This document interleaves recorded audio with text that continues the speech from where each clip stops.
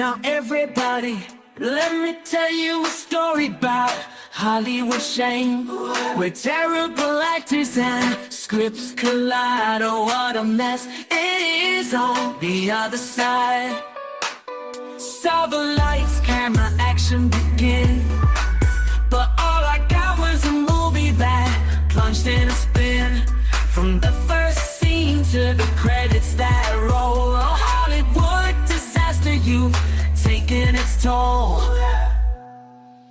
Silver Screen Cesspool, bad movies galore. Can't help but wonder what the hell were they making these for? Throw in some cliches, the sharp and predictable plot. It's a train wreck, I tell you, it's all they ever got.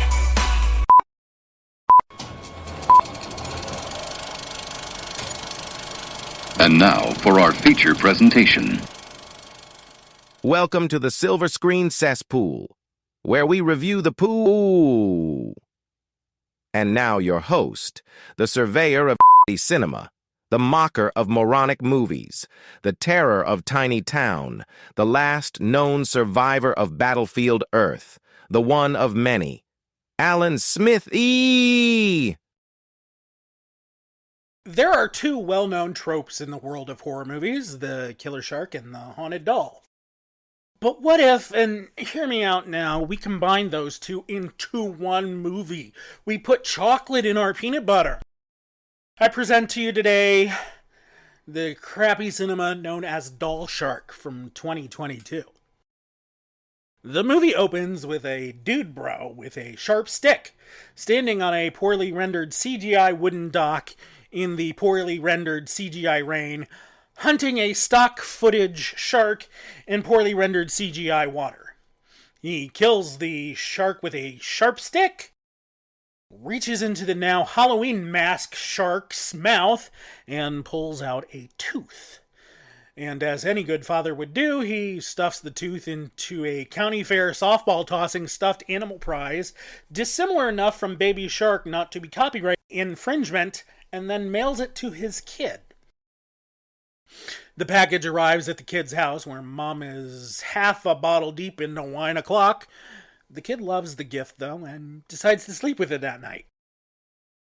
After the opening credits, we're treated to an outtake of a Zoom call, which has nothing to do with the plot, and features no one who appears anywhere else in the rest of the movie. But my favorite part of the entire Doll Shark movie is that one of the people in the Zoom call has what appears to be a VHS copy of Cop Rock behind them. The next day, the boy wakes up to find his mom on the couch, curled up and asleep with her wine bottle. She wakes up, and now, according to the clock in the background, it is 7:46 in the morning, and mom's already got another bottle of wine open, and her first glass is half gone. Alcoholism is so funny! Also in the background is a high chair at the dining room table. This kid is like 8. It's like it's not even their house, but they're acting like it anyway. So mom abandons the kid with a sober babysitter for the weekend, while she goes off with her new boyfriend in his fancy car. New boyfriend looks suspiciously like her father in all the family photos on the end table in the background of the house. Good for her, though, leaving the kid with an actual responsible adult. That evening, the neighbor lady tries to seduce the neighbor dude while swimming by removing her swimsuit bottoms and tossing them at him. Which could have been kind of hot, but seeing as water is clear, it's clearly obvious she is still wearing another pair of bright red swim bottoms. But it works on him, and he leaves to go change into his swimsuit, which makes no sense if he thinks she's naked. The whole thing is just confusing. So this plush doll shark comes to life intermittently and grows large plastic teeth to kill the neighbors, to kill a dog, and to kill 2 of the kids' donuts. When the one police officer in this movie who isn't stock footage questions the babysitter about the now dead neighbors. She tells him that they kept to themselves, they made a lot of noise, they were swingers, and they had people over at all hours, all in one long, contradictory breath. He then tells the babysitter that he thinks an animal killed them because they were butchered, which isn't a thing animals do. Maul, yes. Butchering requires precision, though. The kid and the babysitter then go to the grocery store in the official vehicle of bad movies, the Kia Soul. This gives a burglar time to break into the house and steal absolutely nothing of value, including a half-full bottle of Febreze, a cookie cake, some DVDs, a single pair of bra and panties, and a landline cordless phone without its charging base and DSL filter. I'm sure this movie was made in the past few years, given that there's a reference to All Elite Wrestling in the middle of the random YouTube video in the middle of the movie, which has nothing to do with the plot and features no one who appears anywhere else in this movie. But still, what kind of backwater hillbilly town still uses DSL? Or a landline, for that matter. Anyway, meanwhile, Dad is looking longingly at the photo of his son in his wallet, which is clearly a still from the movie 30 seconds into the future. So that dead burglar's body and gallons of blood just kind of disappear from the house without a trace, and no one even notices that they were ever there, let alone gorily murdered. All the stuff he was stealing too magically goes back into place. So whatever magic made this doll shark come alive apparently also is clean and tidy. The babysitter's friend calls her on a smartphone with the web browser open and clearly not the phone app.